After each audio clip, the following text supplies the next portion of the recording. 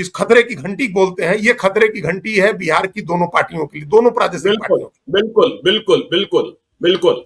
ये आरजेडी हो चाहे जेडीयू, अब जेडीयू के 12 लोकसभा में एमपी हैं, तो एक था ना कि अभी तक तो निर्भरता, हालांकि उसमें भी हम लोग को पता है कि जरूरत पड़ने पर ज्यादातर एमपी, चूंकि अब नीतीश कुमार की ताकत तो रही नहीं, नीतीश कुमार तो है नहीं कि जो उनको बांध करके रखेंगे, और उन एमपीज को भी पता है कि उनका भविष्य अधर में है, अभी जो लीडरशिप है वो उनको एमपी नहीं बनवा सकती है। उनको एमपी दोबारा बनना है तो ये तभी होगा जब एनडीए रहे, बीजेपी सपोर्ट करे, और तब जाकर के वो जीत सकते हैं। तो अगर बीजेपी चाहेगी तो वो लोग बीजेपी के साथ चले जाएंगे, बीजेपी का समर्थन करेंगे, इसमें कोई छिपी हुई बात नहीं है कि 12 में से 10 का जो मन है वो तो बीजेपी के साथ ही है ना, बीजेपी के साथ ही है। हाँ, तो उनको भी पता है ना कि कैसे जीतेंगे, अगर अभी इसी तरह की स्थिति रही तो कैसे लोकसभा का चुनाव जीतेंगे। तो ये निर्भरता थी, लेकिन अब तो वो निर्भरता, एक तो अगर तृणमूल कांग्रेस के एमपी आ जाते हैं तो वो लगभग समाप्त हो जाएगी, और उसके बाद अपने अलग तरह से भारतीय जनता पार्टी बिहार की पार्टियों को डील करेगी। देखिए, अपोजिशन की 1 मिनट में बात करते हैं, फिर हम एनडीए पर आएंगे। हर जगह संकट हो गया है, लेफ्ट साफ हो गया चारों तरफ से। केरल एकमात्र फर्क, हार गए, त्रिपुरा बंगाल आप पहले ऑलरेडी गंवा चुके हैं, बाकी कहीं लेफ्ट की कोई पूंजी नहीं बची है। बिहार में एक ताकत थी, वो भी खत्म हो गई, ममता बनर्जी समाप्त हो गई। डीएमके को तुरंत जिस तरह से कांग्रेस ने डिच किया, उनको छोड़ करके और टीवीके से अलायंस किया और सरकार में शामिल हो गई कांग्रेस 60 साल के बाद, तो अब डीएमके अपने जख्म सहला रहे हैं लोग डीएमके वाले कि अब हम क्या करें। तो ये हर अपोजिशन की पार्टी के साथ, शरद पवार ऑलरेडी नरेंद्र मोदी और बीजेपी की तारीफ करने लगे हैं। अगर उनकी पार्टी दोनों अगर एकजुट होती है, दोनों एनसीपी, तो वो एनडीए के साथ रहेंगे, और कुछ पूंजी बची नहीं शिवसेना के पास, उनके 20 एमएलए हैं खाली 288 के हाउस में।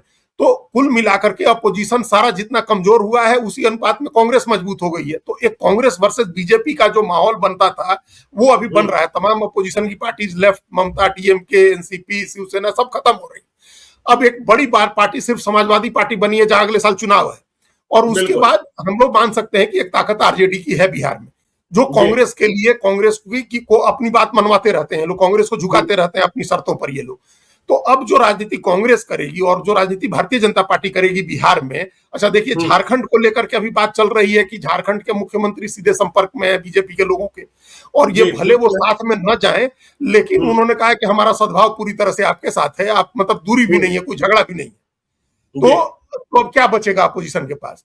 बिहार बचेगा, उत्तर प्रदेश बचेगा। बिल्कुल बिल्कुल बिल्कुल बिल्कुल। तो इसलिए अब बिहार पर आते हैं। अब जो मामला महाराष्ट्र का मॉडल जो लागू हुआ है बंगाल में, उसके बाद बिहार के, हाँ देखिए, एक बड़े भारी राजनीतिक विद्वान है, आर्थिक विद्वान में रुचिर शर्मा, अमेरिका में रहते हैं, इन्वेस्टमेंट बैंकर हैं, अभी आए थे वो, उन्होंने बड़ी भारत के चुनाव पर किताब भी लिखी है। वो आए थे, उन्होंने उन बातों को आपको आवाज दिया जो हम सब लोग फील करते हैं, हम लोग सब लोगों ने देखा हुआ है कि अब बीजेपी के सफल होने का कारण क्या है। बीजेपी के सफल होने का एकमात्र कारण यह है कि बीजेपी जिस स्पेस में पॉलिटिक्स करती है, उस स्पेस में वो अकेले पॉलिटिक्स करती है, उसको चैलेंज करने वाला कोई दूसरी पार्टी नहीं है। हिंदुत्व के स्पेस में, राष्ट्रवाद के स्पेस में एकमात्र पार्टी है जो राजनीति करती है। जो अपोजिशन का स्पेस है उसमें सैकड़ों पार्टियां राजनीति करती हैं, तो सबके बीच वोट बंटते हैं कुछ कुछ, इसलिए बीजेपी को हरा पाना हमेशा मुश्किल होता है। बीजेपी एकदम प्लान्ड वे में, ज्ञानेश्वर जी, चाहती है कि कोई दूसरी पार्टी वैसी राजनीति नहीं करे जैसी राजनीति वो करती है, और इसकी मिसाल शिवसेना है, जिसको समाप्त किया गया, क्योंकि शिवसेना हिंदुत्व की राजनीति करती थी और बहुत उग्र कट्टर हिंदुत्व की राजनीति करती थी, तो वो हमेशा एक चैलेंज था भारतीय जनता पार्टी के लिए, तो उसको तो समाप्त कर दिया। अब साथ वाली पार्टियों में कौन सी सबसे बड़ी पार्टी है जो उस लाइन पर जा सकती है, तो उसमें जनता दल यू है। नीतीश कुमार अब रहे नहीं, और नीतीश कुमार जब नहीं रहेंगे तो बाकी कौन? बाकी तो मुसलमान को लेकर के और सबको लेकर के चलने वाला कोई नेता है नहीं, बाकी सब तो लोग बीजेपी की पॉलिटिक्स करेंगे जी। तो वैसी कोई पॉलिटिक्स न करे, या वैसी कोई पॉलिटिक्स करनी ही है तो आप बीजेपी में ही मर्ज करके पॉलिटिक्स करिए। वैसे भाई बीजू जनता दल भी तो समाप्ति हो रहा है ना, बीजू जनता दल का स्पेस तो ले ही रही है भारतीय जनता पार्टी उड़ीसा में, तो जेडीयू का भी स्पेस भारतीय जनता पार्टी को लेना है। ये आज होगा, कल होगा, 6 महीने अगले लोकसभा चुनाव तक होगा, उसके बाद होगा। बीजेपी हड़बड़ी में नहीं है, कोई हड़बड़ी में नहीं है बीजेपी की हमको अभी तुरंत कब्जा कर लेना है, लेकिन ये जेडीयू के लिए एग्जिस्टेंशियल थ्रेट सामने खड़ा हो गया ज्ञानेश्वर जी। एक तो बार्गेनिंग कैपेसिटी कम हो गई, बार्गेनिंग पावर कम हो गई आपकी, केंद्र में आपकी, आप नहीं अब बार्गेन कर सकते हैं बहुत ज्यादा, आपने समय गंवा दिया। 2 साल का समय, 2 साल तक निर्भरता थी, 12 एमपी आपके थे, निर्भरता थी, आपने कुछ नहीं लिया वहां से। अब उसके बाद अब तो बीजेपी देगी तो उनकी अपनी सरकार है, अपने मुख्यमंत्री हैं तो उनके लिए देगी।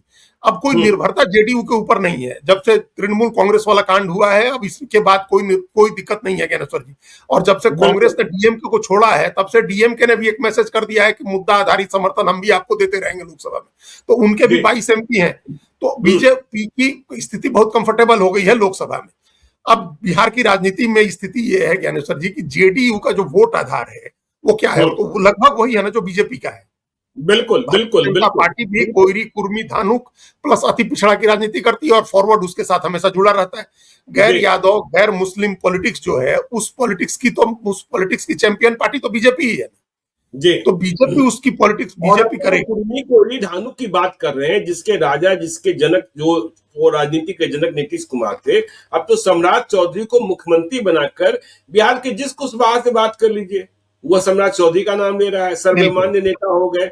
सारे जो दूसरे नेता थे वह पीछे रह गए कि कोई चर्चा दूसरे नेताओं की नहीं कर रहा है। तो कुर्मी, धानुक और कोयरी, इसमें सबसे अधिक संख्या कोयरी की। तो जेडीयू के वोट बैंक में तो बड़ी सेंधमारी हो ही गई, बाकी टूट फूट आगे होगी।